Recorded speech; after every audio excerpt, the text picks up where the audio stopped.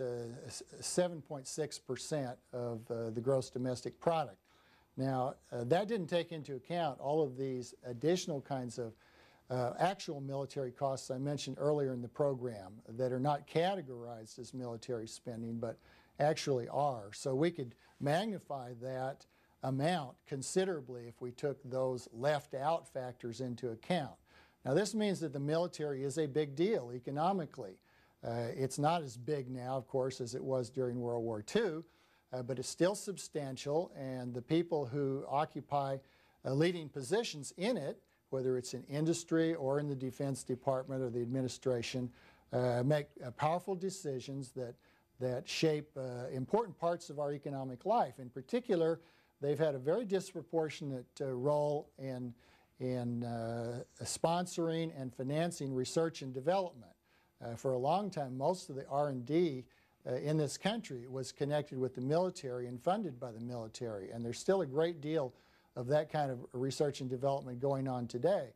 What this has meant is that, among other things, the technology that's developed in this country has been shaped with an eye to military uses rather than uses that would be profitable in the market because they're uses that serve the interests of consumers.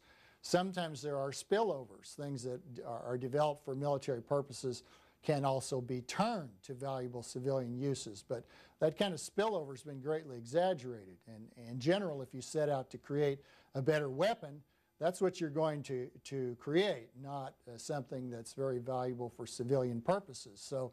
So the military has been a major economic factor. It's still a major economic factor today. Earlier in the program, I suggested a rule of thumb, which would place the military share of GDP in the neighborhood of 8% right now, rather than the 4% that's ascribed to the Department of Defense alone. But in any event, it's important. It continues to be important, and probably more so than its importance for the economy directly is its importance in shaping U.S. foreign policy, because the people who run the MIC are very much engaged in making and implementing foreign policy. And one of the most unfortunate developments in the United States since World War II has been the U.S. operation as a chronic interventionist in the world, and not just an interventionist using economic resources, but military interventionists. We've had these wars in Korea, wars in Iraq, wars in Vietnam, wars in Afghanistan, and we've had a great variety of military interventions of smaller scale elsewhere in the world. We have more than 700 foreign military bases right now scattered all over the world, and a huge Navy cruising every ocean in the world.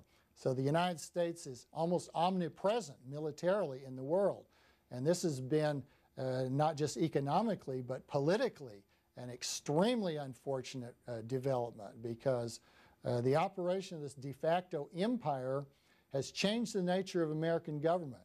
It's not only impoverished the American people, but it's caused a great deal of unnecessary death and destruction around the world. So it's certainly to be regretted, not simply for economic reasons.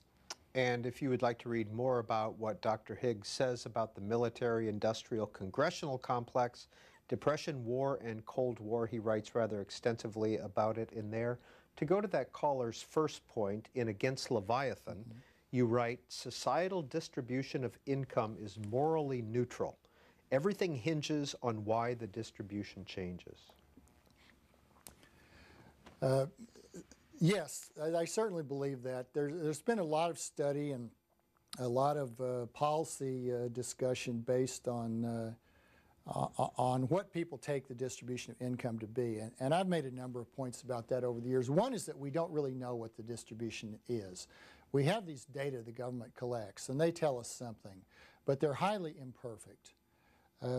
We know many reasons to suspect, strongly suspect, that there are substantial errors in those data. Not everybody is going to reveal all his sources of income.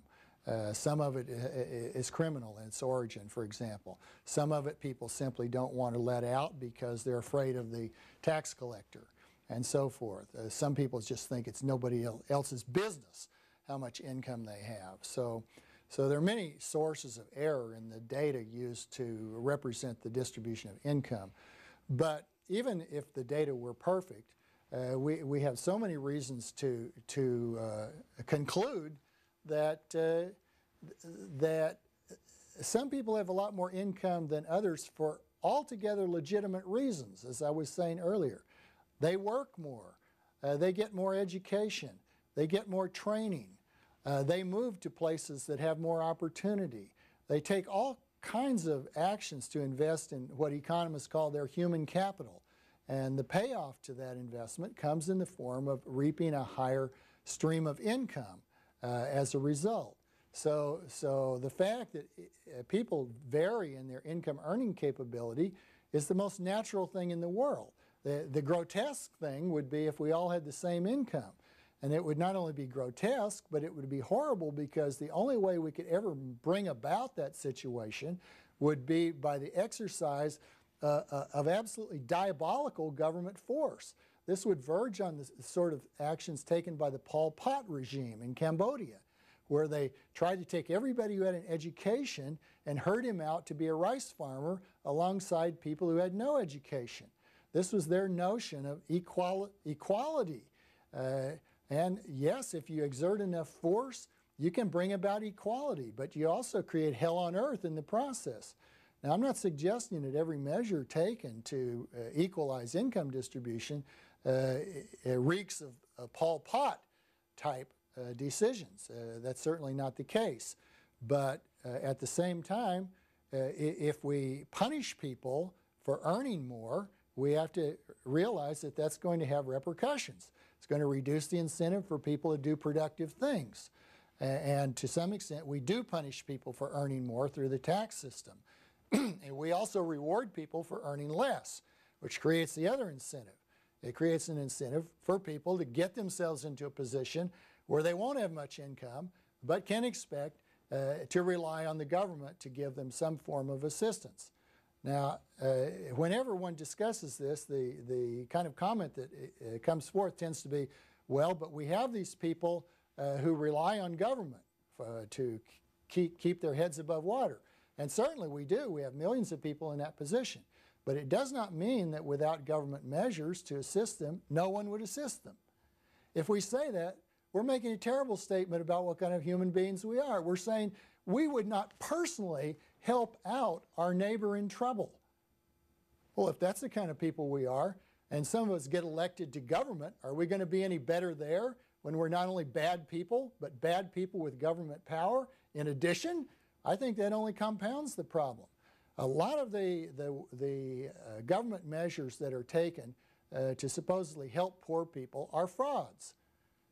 Yes, they create dependencies. Yes, they put people in a position to continually support the kinds of politicians that promise that assistance.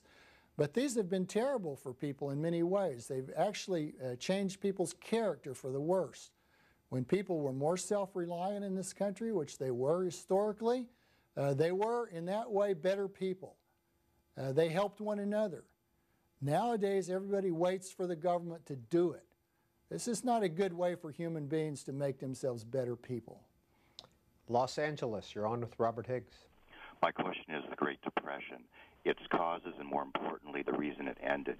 Yesterday on my favorite channel, Book TV, Burton Folsom gave a lecture about his new book on the New Deal, which I believe you list as reading, in which he stated that you felt that the reason the Great Depression ended was not what most people think, the World War II, but actually the aftermath of World War II, the death of Roosevelt, and the legislation that came about. I wanted you to elaborate on that point. Thank you. Well, this is an area of research I've been pursuing for 20 years or so, and my most important findings are in my book, Depression, War, and Cold War. So if you want the full story, I recommend that book. But to just give you a hint of the kind of argument